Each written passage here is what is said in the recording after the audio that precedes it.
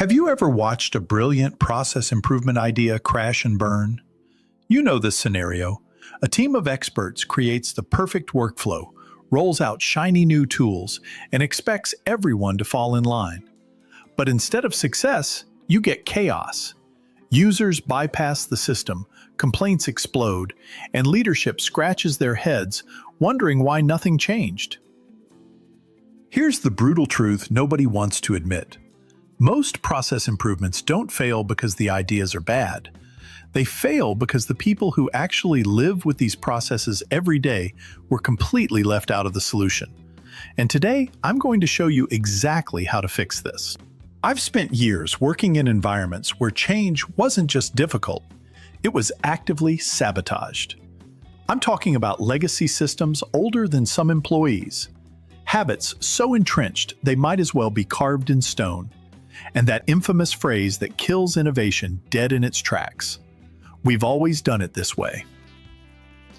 But here's what I discovered.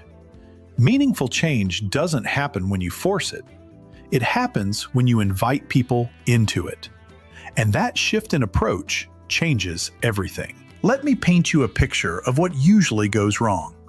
Process improvement typically starts with good intentions but terrible assumptions. A team of experts maps out a beautiful new workflow, deploys cutting-edge tools, and assumes everyone will just adapt. But what actually happens next? Users find creative ways to bypass the new system entirely. Complaints spike through the roof. Adoption stalls completely, and leadership sits in meetings wondering why their metrics aren't moving despite all their investment. Sound familiar? The problem isn't the process itself, it's the approach. When change is designed in isolation, people experience it as disruption. When it's co-designed with the people who actually live it every day, it becomes empowerment. I learned this lesson the hard way when I joined a company that was over 200 years old, right in the middle of a hostile outsourcing transition. Trust was at rock bottom. Morale was hanging by a thread. And the appetite for any kind of change? Absolutely non-existent. What worked wasn't some grand strategic initiative. It was a completely human approach. I started by listening, not just to what was obviously broken, but to what was being bypassed, duplicated, or misunderstood. I used what I call light touch data, things like usage logs, turnaround times, and click paths, not to dictate decisions, but to validate what users were already telling me. Then I broke improvements into micro wins, small, visible changes that built momentum and trust instead of fear. And I framed every change as an enabler, not a threat, especially when it touched those sacred legacy tools and habits. This approach didn't just improve processes, it changed the way people felt about improvement itself. Now let me show you the 3 critical strategies that make change actually stick. Strategy 1. Co-design over command. Top-down change breeds pushback every single time. Co-design change builds ownership. Instead of presenting a finished solution, bring users into the design process early. Ask them 3 simple questions. What's broken? What would make this easier? What would you never want to lose? I once worked with a team that was skeptical about a new document management system. So we hosted what we called a design jam, where users actually sketched their ideal interface. The final product reflected their input, and adoption rates soared. This doesn't just improve the solution, it transforms the relationship. Users become co-creators, not just reluctant recipients. Strategy 2. Micro wins build macro trust. Big changes feel risky and overwhelming. Small wins feel doable and safe. I break improvements into bite-sized pieces. Maybe it's a new shortcut that saves 10 clicks, a dashboard tweak that clarifies ownership, a faster approval flow for just one document type. These micro wins build unstoppable momentum. They show users that change can actually help them, not hurt them. For example, instead of overhauling an entire clunky form, we simply added a Save Draft button. It solved a major pain point and open the door to deeper redesigns later. Strategy 3. Frame the narrative carefully. How you talk about change matters just as much as the change itself. I position improvements as enablers. Instead of saying, "We're replacing this system," I say, "We're streamlining your workflow." Instead of, "You'll need to learn this," I say, "You'll be able to accomplish more." When a legacy tool was being retired, instead of announcing its death, we framed the new system as a modern toolkit designed with user input. That tone shift made all the difference in adoption. But here's where most people make a massive mistake. They treat data like gospel. In our dashboard-obsessed world, it's easy to let metrics become the final word. But when it comes to process improvement, data is only half the story. The other half lives in the people who use these processes every day. I use what I call light touch data. Simple metrics that are easy to collect and directional, not overwhelming. Things like usage logs showing who's using what and how often. Click paths revealing how many steps it takes to complete a task. Time on task data showing if users are spending more time than expected. Abandon rates telling us where people give up. These signals help validate what users tell me. If someone says a tool is clunky and the click path shows 12 steps for what should be a 3-step task, that's valuable confirmation. But I never treat these metrics as final verdicts. They're breadcrumbs, not conclusions. Let me tell you about the dashboard that lied. We rolled out a new reporting dashboard and metrics showed a 40% drop in time on task. Success, right? Wrong. User feedback told a completely different story. The dashboard was faster, but much harder to understand.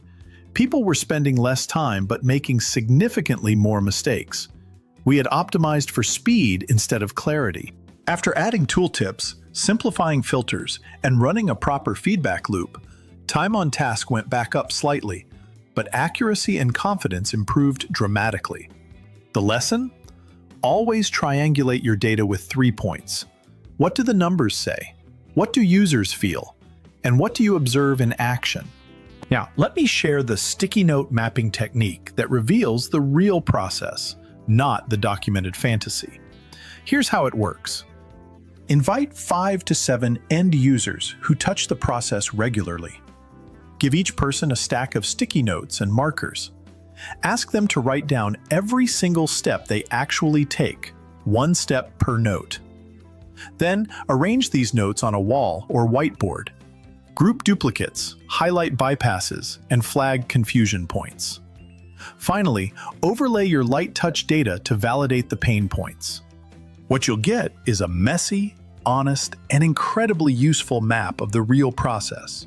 More importantly, you'll have a shared understanding of what's actually broken and what's worth fixing. Here's something crucial most people miss. Not everything that's broken deserves fixing. Just because something isn't working doesn't mean it's worth your time and energy. I always ask 3 questions. Does this step create value? Does it reduce risk? Does it improve clarity? If the answer is no to all 3, maybe the best fix is removing it entirely. I once discovered a mid-level manager had to approve every purchase over $500. Usage logs showed they approved 98% of requests without any changes. When we interviewed them, they admitted they didn't even review most submissions, just clicked approve. We eliminated the step, added a monthly audit instead, and saved 40 hours a month across the team. But what about resistance? Here's the thing. Resistance to change isn't a character flaw. It's actually a feature, not a bug. It's how people protect what's familiar, what works, and what they've built their confidence around. When we treat resistance as a problem to eliminate, we miss the opportunity to understand what's really at stake. Resistance shows up in many forms. Passive avoidance, where people claim they didn't see important emails. Legacy loyalty, where teams cling to familiar tools. Fear of obsolescence, where people worry about their roles becoming irrelevant. And change fatigue from too many failed initiatives. These reactions aren't irrational, they're protective. People resist change when they don't feel safe, heard, or involved. The antidote isn't more training or stricter enforcement, it's trust. I run resistance mapping workshops where I invite a cross-section of stakeholders, including the biggest skeptics. We create a shared canvas where everyone writes down their fears, frustrations, and hopes about the proposed change. Then we group responses into themes and discuss each one openly, with no defensiveness allowed. Finally, we co-create a change charter that reflects shared goals and guardrails. The outcome is a transparent map of resistance points, a co-authored plan for moving forward, and most importantly, a sense of psychological safety and shared ownership. Remember, this isn't about perfection, it's about iteration. Process maps should be living documents, not static monuments. I revisit them quarterly, especially after major changes, and I always invite users back to the table. The key insight that changed everything for me is this: change doesn't have to be painful, and it doesn't have to be perfect, but it absolutely has to be human. Whether you're a leader trying to drive change without burning bridges, an analyst drowning in data but starving for insight, an end user who wants to be heard instead of herded, or anyone who's ever asked, why does this process even exist? This approach works. If you've ever felt stuck between what's possible and what's practical, you're in the right place. The path forward isn't through force or fancy tools. It's through listening, involving, and iterating with the people who make your processes come alive every day. Stop mapping the ideal flow and start mapping the mess. Stop treating data as a verdict and start using it as a conversation starter. Stop rolling out change and start inviting people into it. Because at the end of the day, the most sophisticated process improvement in the world means nothing if the people who live it every day don't believe in it. Make them co-creators, not just end users. Build trust through micro wins, not massive disruptions. And always remember that behind every process, every system, and every workflow are real people trying to do good work. That's how you make change stick. Not through perfect processes, but through human-centered improvement that honors the people who make everything work.